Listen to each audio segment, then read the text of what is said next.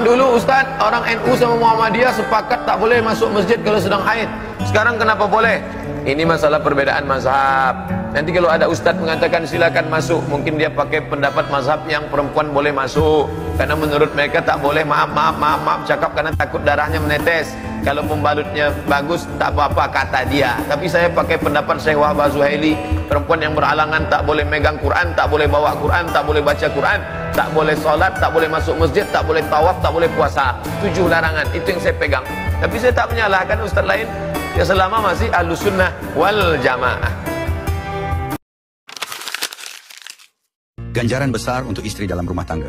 Pertama, sekali suami minum air yang disediakan istrinya lebih baik dari berpuasa setahun. Hadis riwayat Muslim. Kedua, makanan yang disediakan oleh istri kepada suaminya lebih baik dari istri itu mengerjakan haji dan umrah. Hadis riwayat Muslim. Ketiga, mandi junub si istri disebabkan jima dengan suaminya lebih baik baginya daripada mengorbankan 1000 ekor kambing sebagai sedekah kepada fakir miskin. Hadis riwayat Muslim. Keempat, apabila istri hamil ia dicatat sebagai seorang syahid dan khidmat kepada suaminya sebagai jihad. Hadis riwayat Muslim. Kelima, tidak akan putus ganjaran dari Allah kepada seorang istri yang siang dan malamnya menggembirakan suaminya. Hadis riwayat Muslim. Keenam, apabila meninggal dunia seorang istri dan suaminya ridho, niscaya ia masuk surga. Hadis riwayat Tirmizi. Baca ini deh, ini Nabi yang ngasih tahu. Siapa yang berdoa dengan kalimat ini nggak akan ditolak doanya dan diijabah dengan cara yang ajaib. Allahumma inni as'aluka bi asma'ikal husna wa sifatikal ulya. Ya Allah, aku meminta kepada Engkau dengan namamu yang mulia dan sifatmu yang tinggi. Bi anni asyhadu annaka antallah, bahwa aku bersaksi Engkau adalah Allah. La ilaha illa anta, tidak ada ilah yang patut disembah selain Engkau. Al-ahadus samad, yang maha esa. As-samad tempat bergantung. Lam yalid walam yulad walam yakul lahu kufuwan ahad. Baru ya Allah. Coba baca itu dalam doa.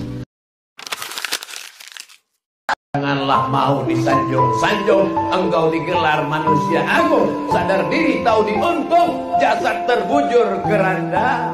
Diusung engkau hanya setumpuk daging busuk yang akan menjadi santapan cacing. Apa yang saya bilang? Aku bilang Mama Dede tuh tau nggak kenapa beliau tuh bisa sangat dekat dengan jamaahnya karena semua dianggap anak sama dia. Iya. Maka dimarah-marahin semuanya sama dia.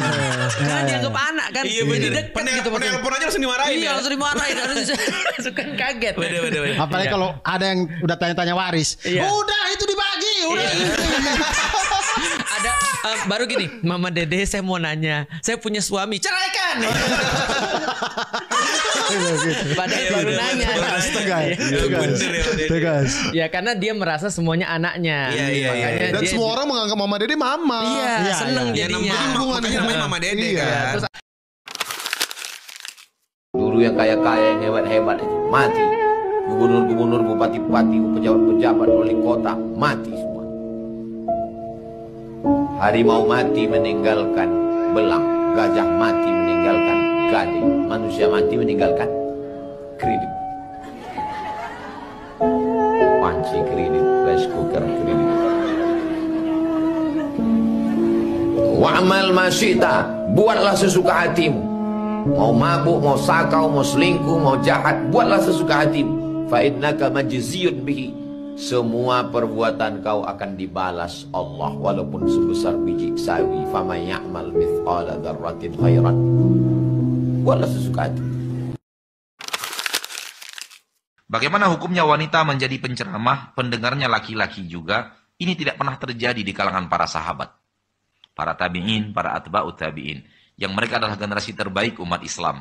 Tidak ada yang namanya penceramah itu perempuan dan pendengarnya termasuk laki-laki. Kalau penceramahnya perempuan, pendengarnya semua perempuan dan tidak diekspos keluar, tidak apa-apa, boleh. Namun kalau penceramahnya perempuan, pendengarnya semua perempuan, namun di TV swasta. Sehingga yang lain juga menyaksikan dan ribuan mata, jutaan mata, puluhan juta mata melihat kepada dia. Nggak boleh. Ustadz punya bank nggak? Punya saya. Saya nabung di bank. Kenapa? Karena sekarang transaksi-transaksi harus pakai transaksi bank. Tapi saya punya aturan. Aturan saya apa? Bank saya itu saya minta dinolin bunganya. Loh, berarti nggak dapat bunga? Enggak. Administrasi gimana? Itu haknya bank. Jadi saya bayar administrasi nggak dapat bunga. Ustadz nggak bisa Ustadz kayak gitu. Ya udah, ini harus agak ekstra sulit, ekstra susah. Tiap bulan liatin tuh berapa bunganya tuh. Contoh ya, kita nabung 1 juta, dapat bunga sekian. Lalu bayar administrasi sekian. Administrasinya bayar itu hak bank. Pakai duit bunga boleh nggak? Nggak boleh. Itu kan duit bunga, itu kan duit riba, jelas ya. Nah ribanya pisahin. Nah terus ribanya dipisahin kemana Ustadz? Ada beberapa pendapat ulama. Ada yang bilang dibuang karena itu bukan hak kita, karena nggak boleh dimanfaatkan. Ada yang bilang dibakar, tapi jangan dibakar juga. Karena kalau dibakar nanti problem yang lain. Syukurlah ada ulama yang sekarang menyampaikan uang riba yang ibu punya di tabungan ibu itu bisa untuk dikeluarkan, tapi tidak menghalap pahala.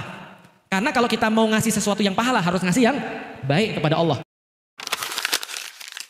Mau tahu rahasia ikhlas? Ada 5 latihannya. 1, jangan selalu ingin diketahui orang amal kita. 2, jangan selalu ingin dilihat orang lain. 3, jangan ingin dipuji.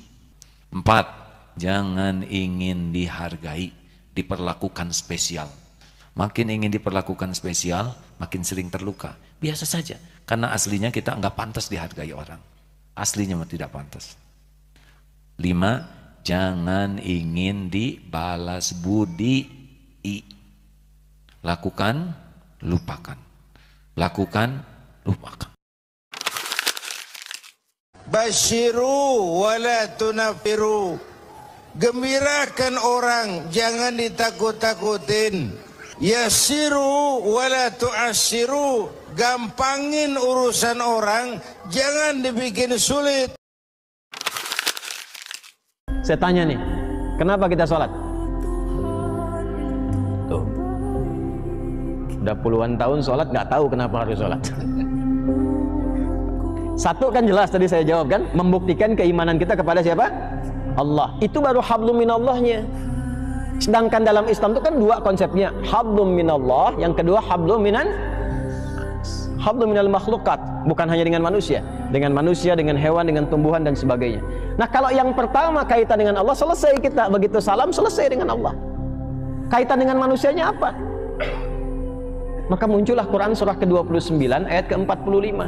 Innas salata tanha 'anil fahsya'i wal munkar. Mohon mulai sekarang, dalam sehari siapkan, apakah itu subuhkah, apakah itu siangkah, apakah malamkah, khususkan sehari aja, walaupun cuma 1 menit untuk Al-Quran. Inggris adalah induk dari segala kejahatan dunia hari ini. Siapa yang memberikan tanah Palestina itu ke Israel? Palestina dijajah oleh Inggris, dan Inggrislah yang memberikan tanah itu kepada Israel. Israel memang sudah lama ingin punya negara. Israel tidak pernah punya negara di dunia ini. Mereka tersebar ke seluruh dunia. Datang seorang laki-laki bernama Theodor Herzl. Dia melihat ada negara bernama Serbia yang dulu menghantam Bosnia Herzegovina. Dia ingin Israel juga punya negara seperti Serbia.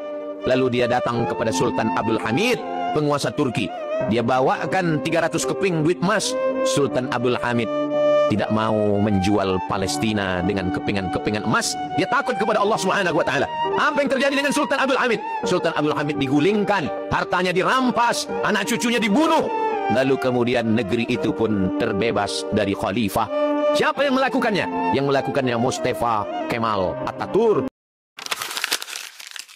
Bagaimana hukum orang menunda membayar hutang sementara dia mampu membayarnya? Maqlul ghani zulmun. Orang yang ghani mampu tapi menunda perbuatannya zulmun, zalim. Ittaqu zulma, hindari perbuatan zalim, fa inna zulma, karena perbuatan zalim zulumatun, menjadi kegelapan pada hari kiamat. Jangan berzalim. Ya'ti yaumil qiyamati bi sholatin, ada orang yang datang nanti menghadap Allah pada hari kiamat, salatnya banyak, wa siyamin, puasanya banyak, wa zakatin, zakatnya banyak, wa hajjin, hajinya banyak. Tapi ternyata faqsatama hadza, dia mencaci maki si fulan, wa qadhafa hadza, menuduh si fulan, wa akala mala hadza, memakan harta si fulan, wa daraba hadza, memukul si fulan, wa safaka dama hadza, menumpahkan darah si fulan. Ukhidat qatayahum, diambil dosa mereka, tsumma tulihat ilaihi, dicampakkan ke dia, tsumma tulihat finnar, dia dicampakkan ke api neraka. Jangan menunda bayar hutang. Jadi kalau kita merasa miskin, tidak punya rumah, tidak punya tanah, mau punya miliki dunia dan isinya, caranya gampang. Gimana caranya Ustadz? sholatlah 2 rakaat sebelum azan subuh.